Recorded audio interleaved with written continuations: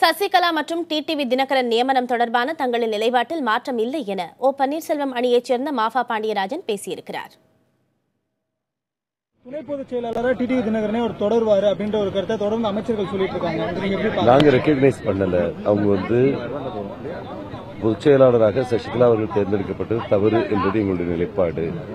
அவர்களால் அப்பாயிண்ட் பண்ணப்பட்ட டிடிவி தினகரன் அது துணை பொதுச் செயலாளர் அப்படின்றத நாங்க ஏத்துக்கல. ஓகே, இதுதான் எங்களுடைய நிலைப்பாடு. அதே நிலைப்பாடு தான் இன்னைக்கு. ஓபிஎஸ் அணியில இருக்கவங்களும் அவரால் உருவாக்கப்பட்டவங்க தான், அவங்க அதை ஏத்துப்பாங்கன்ற ஒரு கருத்தை அமைச்சர் ராஜேந்திர பாலாஜி தெளிவா சொல்றாரு.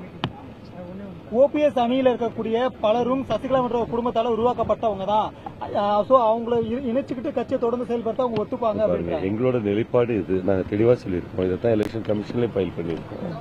ஓகே, இதுல எந்த மாற்று கருத்தும் கிடையாது, எந்த மாற்றமும் கிடையாது. அவரு பெயில்ல வெளிவந்ததுனால அதனால எந்த மாற்றங்களும் கிடையாது. கைசா அண்ணன் கேளுங்க.